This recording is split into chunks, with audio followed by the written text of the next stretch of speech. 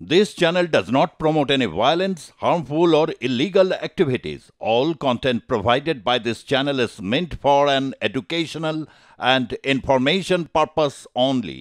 অনেক শত্রু আছে যারা তৃণমূলেই আছে। হুমায়ুন কবিরকে মারা অত সহজ ব্যাপার না। হুমায়ুন কবিরকে আসামির কাঠগড়ায় দাঁড় করাচ্ছে।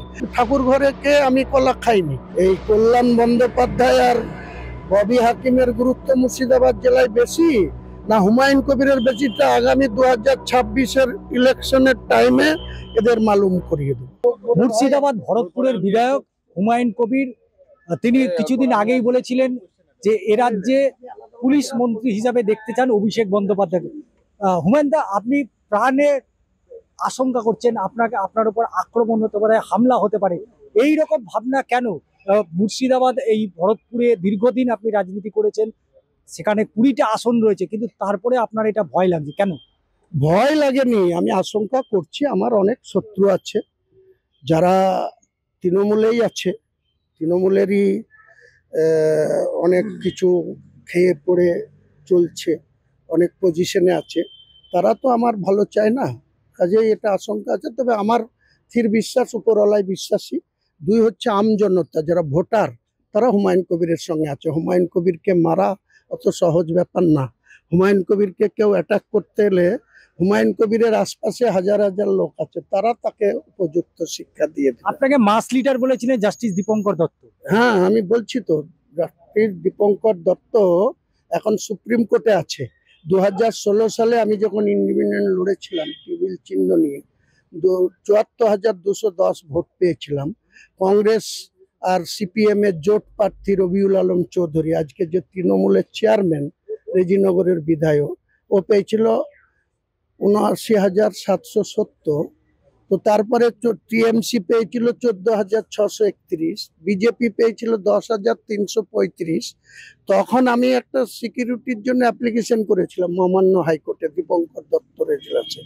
তো উনি তার জাজমেন্ট দিতে গিয়ে বলেছিল যে সেন্ট্রাল পার্টি ক্ষমতায়, সেই পার্টির লোগোকে যে সিকিউরিটি ফরফিট করে দিতে পারে, স্টেটের ক্ষমতায় তাদের পার্টিকে যে সিকিউরিটি ফরফিট করে দিতে পারে, যে নিজের একক ক্ষমতায় নিজেই প্রার্থী, নিজেই প্রচার, যে 74,210 ভোট পায়, তার আবার 2জন কনস্টেবলের কি সিকিউরিটি দরকার? তাহলে সাংসদ বিধায়ক কেন বলছে যে হুমায়ুন কবির বলার কে?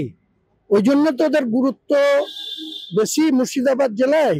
এই কল্যাণ বন্দ্যোপাধ্যায় আর ববি হাকিমের গুরুত্ব মুর্শিদাবাদ জেলায় বেশি না হুমায়ুন কবিরের বেশিটা আগামী 2026-এর ইলেকশনের টাইমে এদের মালুম করিয়ে দেব।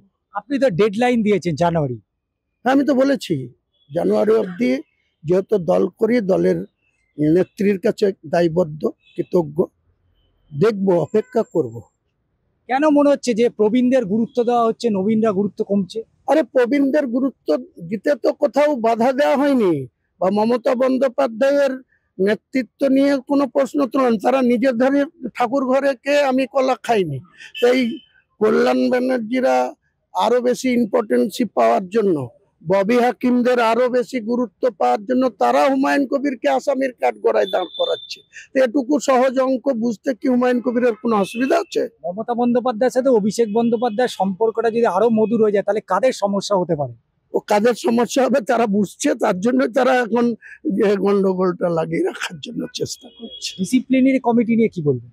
আমার তো ডিসিপ্লিনারি কমিটির আওতায় আমি নেই। ডিসিপ্লিনারি কমিটি কাদের বিরুদ্ধে ব্যবহার করা যায়? যে তার সক্রিয় সদস্য থাকে, মেম্বারশিপ থাকে, যে তার ডিসিপ্লিন ভঙ্গ করার মতো জায়গায় থাকে, তবে তো তার বিরুদ্ধে অ্যাকশন নেবে। যে জনজোয়ার কর্মসূচি দিয়ে অভিষেক বন্দ্যোপাধ্যায় সমস্ত রাজ্যটা ঘুরেছিল, তারপরে দেখা যাচ্ছে যে অভিষেক বন্দ্যোপাধ্যায়কে এ রাজ্যে সেই রকম কোনো গুরুত্বপূর্ণ দায়িত্ব কিন্তু এই মুহূর্তে গতকালের বৈঠকে দিল না। জনজোয়ার যখন হয়েছিল, যেসব বৈঠক নেতারা ঘুরে ফিরে 3টে-4টে জায়গায় জায়গা করে নিচ্ছে, তারা দেখা গিয়েছিল তাদেরকে মানুষের সামনে?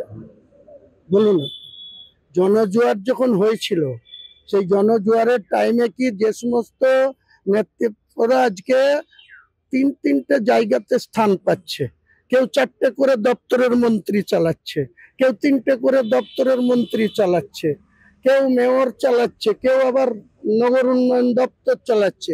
তারা সেদিন জনজুয়ারে মানুষের সামনে গেছিল? ছিল তারা? তারা তো মমতা ব্যানার্জির নামটা নিয়েই তারা পার পেয়ে যাচ্ছে।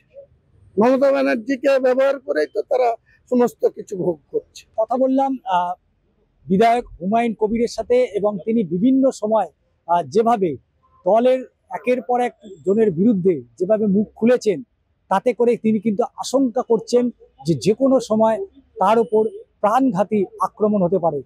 চিত্র সাংবাদিক কৃষ্ণেন্দু মজুমদারের সাথে ষষ্ঠী চট্টোপাধ্যায়ের প্রতিবেদন, আর প্লাস নিউজ, কলকাতা।